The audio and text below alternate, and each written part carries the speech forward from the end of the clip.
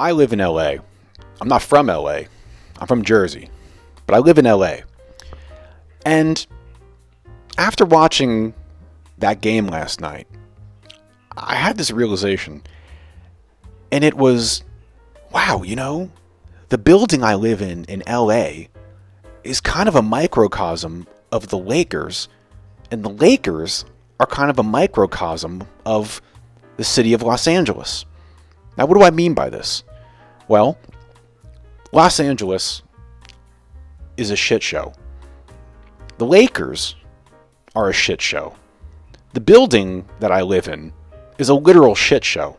Yet, it's always juxtaposed with beauty, right?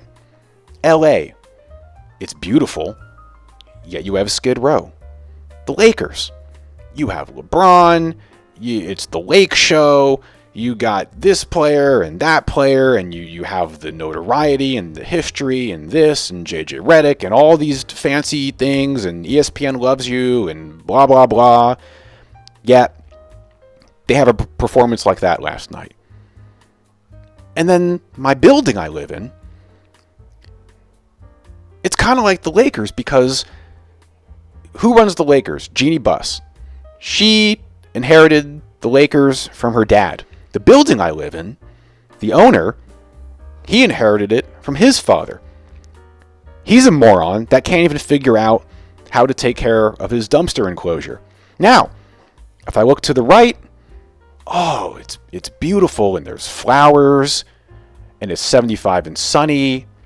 And I go outside my door, I look to the left, it's a shit show. I look to the right, there's a lovely little squirrel I can chase down my walkway because he leaves peanuts in my plants, and I chase him, and it's fun. And we have a little cat in our yard named Scampers. He scampers.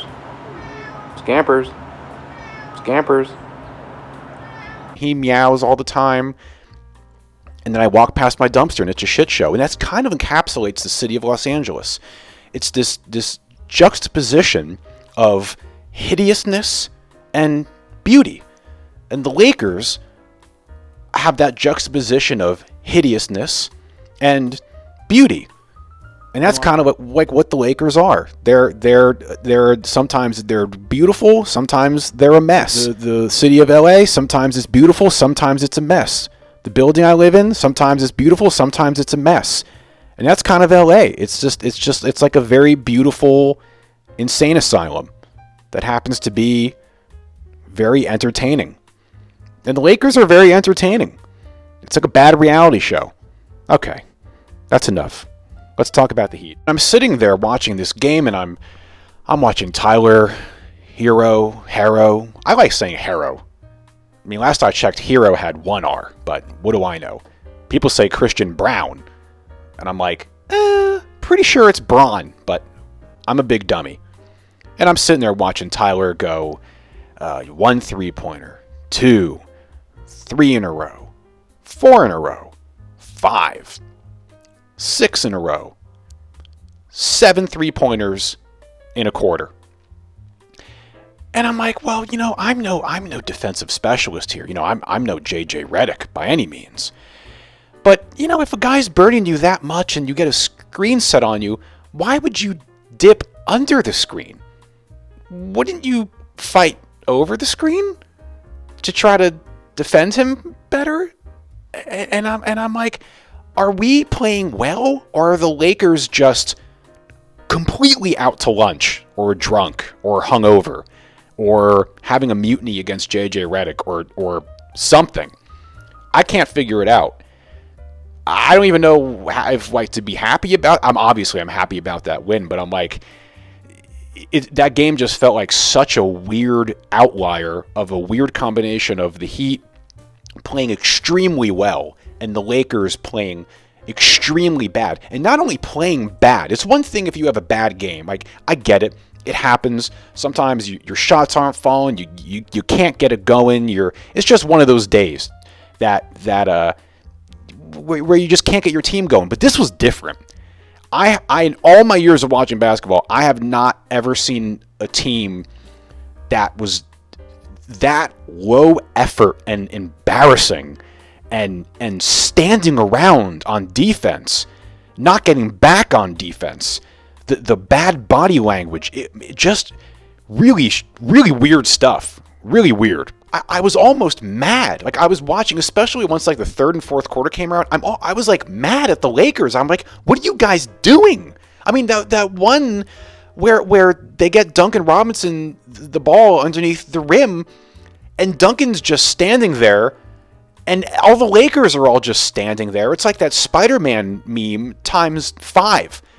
And then Duncan's like, I could shoot a layup, but you know what? I'm just going to kick it out to Tyler for his whatever number 3-pointer in a row that was. I don't know, man. Really weird stuff. So a few things that impressed me the most about this game, besides the obvious, which is Tyler's insane shooting ability, and I love that there's an all-star campaign starting for him, and I would love to see him make the all-star team this year. But what I was most impressed with was how Jimmy and Bam started this game.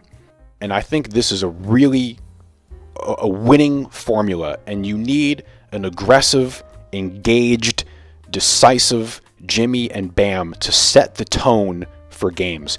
And it doesn't have to be crazy. I'm not saying Jimmy has to have some 20-point quarter and Bam has to have a double-double by halftime. When you watch that first quarter, and Spo talked about this after the game, is when they're felt. When the opposing team feels you. They apply that pressure. You could see and feel us. The first 6 minutes, the starters set the tone with the energy, the activity, the disruptiveness, and you don't need analytics or to see how many deflections or steals. You can feel it, and we're at our best when the other team feels us. And Jimmy and Bam from the get-go applied that pressure on both ends of the floor, and they were combined 6 for 9 shooting with 14 points. And you saw an aggressiveness, a physicality, a decisiveness, pace, ball movement, all that stuff. An engaged Jimmy and Bam from the get-go. You set the tone, and that inspires confidence for the rest of the team, and that trickles down.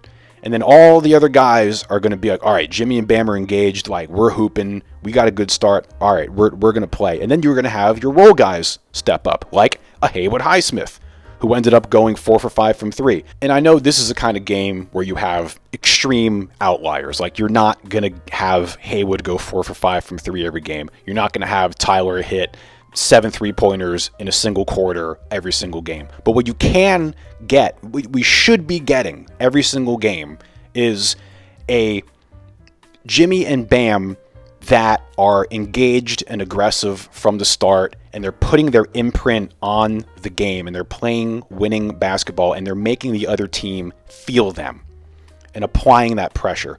That's something that can be consistent.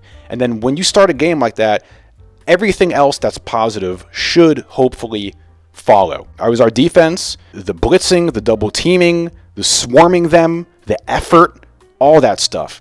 That is the Miami Heat basketball that we love, and that they need to figure out how to tap into that on a consistent basis and play like that in a sustained way, and not just once every few games or like 3 out of 4 quarters. That has to be all the time, because they're not going to win games with talent.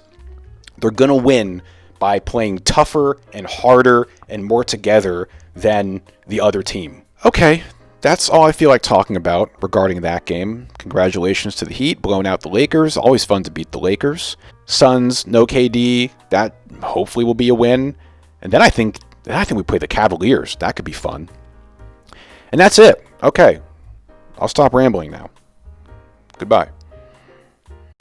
Okay, here we are. Hey! Here we are in Wisconsin. The best player in Wisconsin right here, baby. 5th grade, 11U. Can't stop him.